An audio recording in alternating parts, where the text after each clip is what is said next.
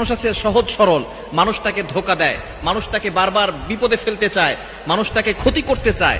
এই মানুষের ধোঁকা থেকে বাঁচতে, মানুষের বিপদ থেকে বাঁচতে আপনি মূসা আলাইহিস সালাম যে দোয়াটি করেছেন, আল্লাহ পাক রব্বুল আলামিন সেটা কোরআনুল কারীমের ভিতরে কোট করে দিয়েছেন। আপনি এই দোয়াটা বেশি বেশি পড়বেন। হযরত মূসা আলাইহিস সালামের উম্মত ছিল হচ্ছে ইহুদি। এই ইহুদিরা মূসা আলাইহিস সালামকে অনেক কষ্ট দিয়েছে। তার যেমন একটা ঘটনাও ছিল সূরা বাকারার ভিতরে, বাকার একটা গাভীর নামে একটা সূরা।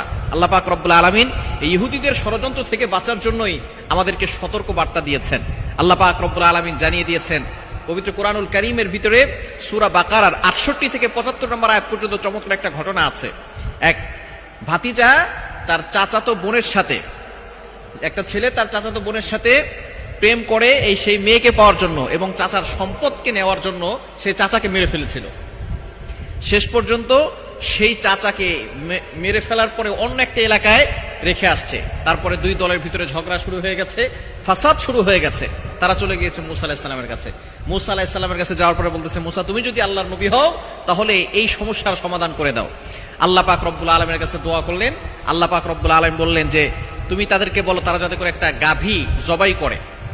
গাভী জবাই করার পরে সেই গাভীর যে গোশত আছে সেটা যদি সেই মানুষকে লাগিয়ে দেয় তাহলে সেই মানুষটা জীবিত হয়ে বলবে কে তাকে দুনিয়া থেকে বিদায় করেছে।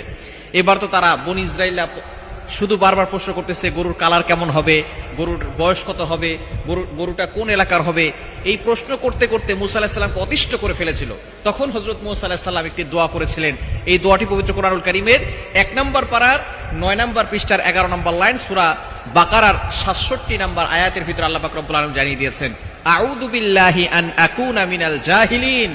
মূসা আলাইহিস সালাম এই দোয়াটা পড়েছিলেন যে আল্লাহ আমাকে এই মূর্খদের থেকে তুমি বাঁচাও, হেফাজত করো। আল্লাহর কাছে আশ্রয় চেয়েছিলেন। সুতরাং যদি আপনি মানুষের কঠিন যে ষড়যন্ত্র আছে সেখানে আপনি পড়ে যান, মানুষ আপনাকে বিপদে ফেলতে চায়, এরকম কঠিন মুসিবতের ভিতরে পড়েন, মূর্খ লোকরা আপনাকে বিপদে ফেলে আপনাকে আঘাত করতে চায়, এরকম বিপদে যদি আপনি পড়ে যান তখন আপনি সূরা বাকারার এই 67 নম্বর আয়াতটা একটি অংশ আউযু বিল্লাহি আন আকুনা মিনাল জাহিলিন এটা পড়বেন।